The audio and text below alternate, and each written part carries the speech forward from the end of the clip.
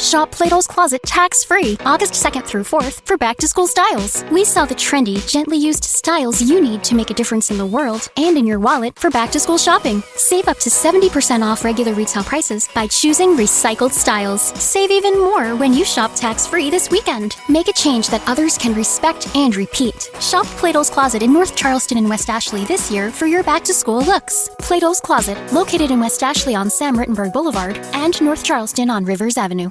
Shop Plato's Closet tax-free August 2nd through 4th for back-to-school styles. We sell the trendy, gently used styles you need to make a difference in the world and in your wallet for back-to-school shopping. Save up to 70% off regular retail prices by choosing recycled styles. Save even more when you shop tax-free this weekend. Make a change that others can respect and repeat. Shop Plato's Closet in North Charleston and West Ashley this year for your back-to-school looks. Plato's Closet, located in West Ashley on Sam Rittenberg Boulevard and North Charleston on Rivers Avenue.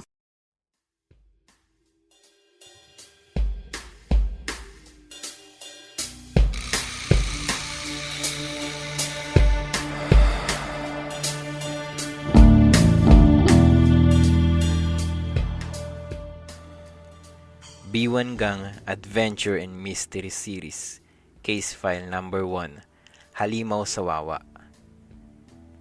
Chapter 16 Paghahanda. Buong maghapon ay naging abala ang barkada. Pinaghahandaan nila ang lakad na ito. At ang isa pang nakadagdag sa kanilang gawain ay ang pagtulong kay Kabo sa paghahanap ng mga hawlang bakal.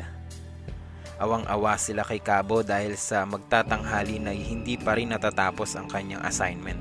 Madali lang ang mga buhay na manok kaya maaga pa lang ay nakapamili na si Kabo. Yung hawla, doon ito nahirapan ng husto sa paghahanap. Kung hindi dahil kay Kiko, sa malamang ay hindi pa rin makakahanap si Kabo, pero kakailanganin daw na gamitin ang pangalan ng pulisya. Tinanong ni Kabo kung saan matatagpuan ang hinahanap na hawla. Sa Manila Zoo raw. Mayroong nakita si Kiko doon na hawlang bakal na ginagamit sa pambibitag at pagbabiyahe ng mga buhaya mula sa probinsya. Buhaya? Buhaya ang uhulihin natin? Halos pasigaw na tanong ni Kabo kina Kiko. Hindi ito makapaniwala. Ewan ko ho, pero doon lang ho kayo makakita niyan sa Manila Zoo, paliwanag ni Kiko. Gusto man niyang sabihin na, oho, malamang hong buhaya ang mga uhulihin natin, ay hindi rin siya tiyak at kahit sina Gino man ay hindi pa rin talaga alam kung ano ang nasa isip ng ama.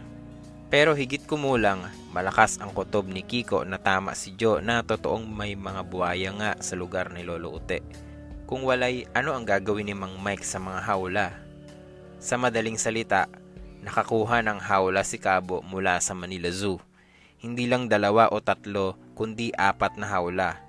At may kasama pang 2 lalaking caretaker sa zoo na ubod ang laki ng mga katawan. Ang sabi bihasa ang mga ito sa panguhuli ng buhaya. Sabihin mo nga sa akin ng totoo, sir.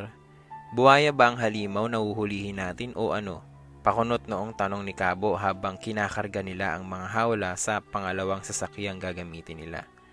Tatawa-tawa lang si Mang Mike. Ako man ay nanguhula rin, Kabo. Doon lang natin malalaman ng lahat.